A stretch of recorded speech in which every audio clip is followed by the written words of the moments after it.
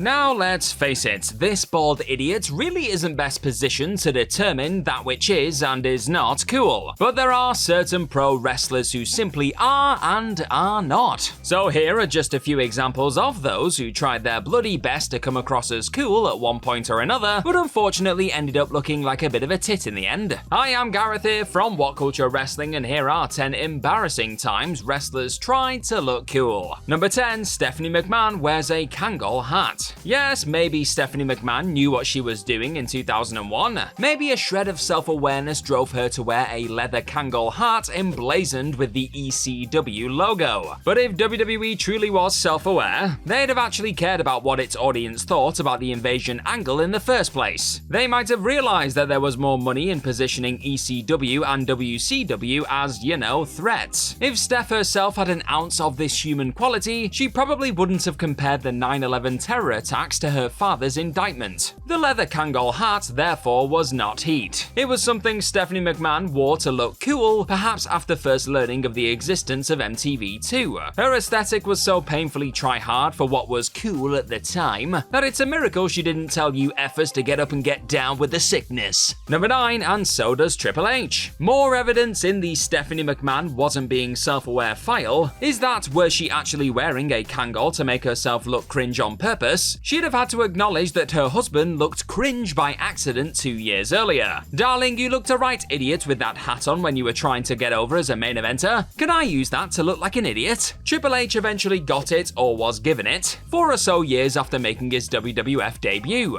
At the turn of the millennium, Triple H was finally undeniable as an elite tier wrestler. The embryonic game character was fatally tryhard though, and with his Kangol hat and hippie adjacent shades, he didn't know which generation of cool person to look like. The franchisor instead tried very hard to look like them all. And with that in mind, what's your favorite phase of the game's WWE career? Are you actually a Kangol lover? Well, let me know in the comment section down below. Number 8, Just Incredible's weird snarl thing. There's an asterisk next to this entry, because it's not entirely clear whether Just Incredible recognized his inherent cringe and used it for heat. Was he trying to look cool, or did he know that lounging snarl thing he did was actually detestable? As a member of the risible X Factor stable, Credible made his entrance to the ring with his mouth dropped open, positively radiating douchebag energy. It was as if he was too cool to even close his damn mouth. He leaned to the side as if recalling that a teacher once told him to stand up straight, emoting, "No, you effing square, I will not because you're the establishment, bitch." To answer those questions, context must be considered.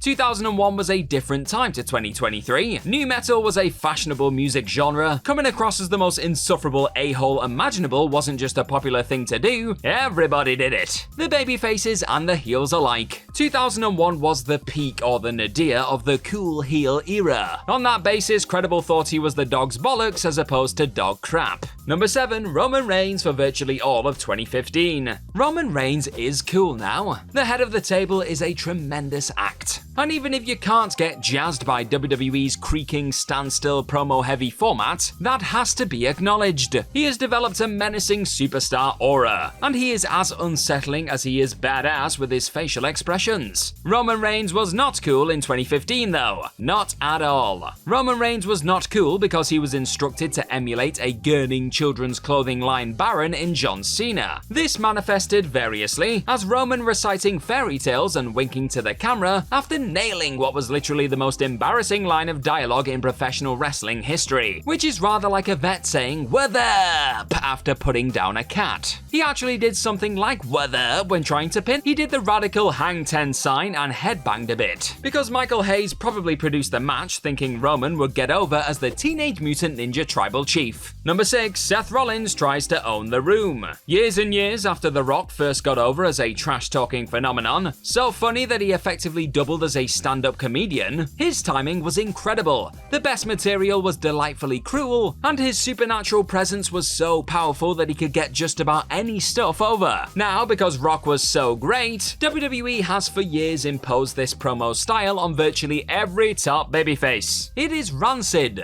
In 2019, Rollins was the latest uncool man WWE tried to make cool, and building his match with Brock Lesnar at SummerSlam, he referred to his opponent as a real Godzilla-looking bastard bastard if you ask me, complete with an impression of a caveman. This right here was harrowing. Far superior in the heel role, Rollins was so dire in his attempts to own the room as an easygoing babyface that he had to turn heel later that very year. Number 5, Vince Russo in general. Vince Russo is a man who walked around the WCW locker room with a baseball bat, thinking he was the hardest guy in the building, who got up in the face of Goldberg and generally adopted the snarling disposition of a street tough at all times. He was even funnier in TNA. If you watch his various returns and early big angles, you will marvel at the deafening volume at which he instructed poor Mike Tenay to say the S-word. Holy it's Vince Russo, Tenay once screamed, in a tone that would adequately have captured the seismic shock of seeing Jesus Christ of Nazareth in the flesh. Russo himself was fond of saying the word himself, of course, because he was primarily interested in coming across as the most dangerous and controversial edgelord of all time. Number 4, Jeff Jarrett joins the Bullet Club.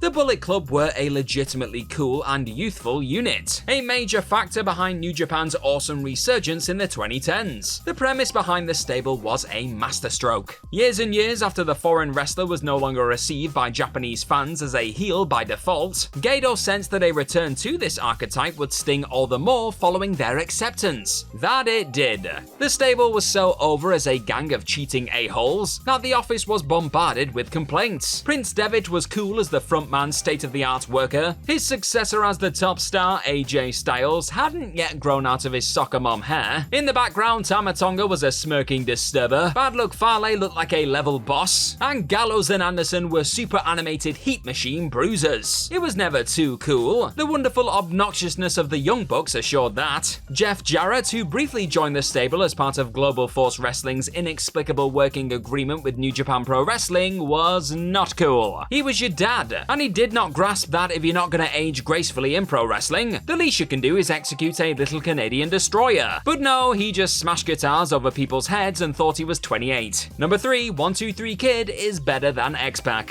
Your periodic reminder that the 1-2-3 Kid was amazing. And it's a shame that the performer is more synonymous with the XPac gimmick, because XPac is synonymous with a once great worker feeling 2 years out of date. As XPac, Sean Waltman was still a dynamo between the ropes, and his brand of edgy humor was a perfect fit for the day. But that day has aged horrendously. To wit, XPac playing the hardman trash talker in 1998 wasn't particularly convincing in the role, but it was cool that he smoked such copious amounts of weed. That was the standard back then. Armed with this knowledge, XPac was fond of saying, "Your ass is grass and I'm gonna smoke it." Like a dorm room poster transmogrified into a professional wrestler. Ass and grass rhymed, you see, which was sufficiently cool enough to forget about the suboptimal mental image. Number 2, the Click Go Full Geezer at Raw 25. For years, the various DX and or NWO reunions had developed something of an F-off quality. Yes, good, gang up on the emerging mid-card heel of the day and give him an ass kicking masquerading as The Rub.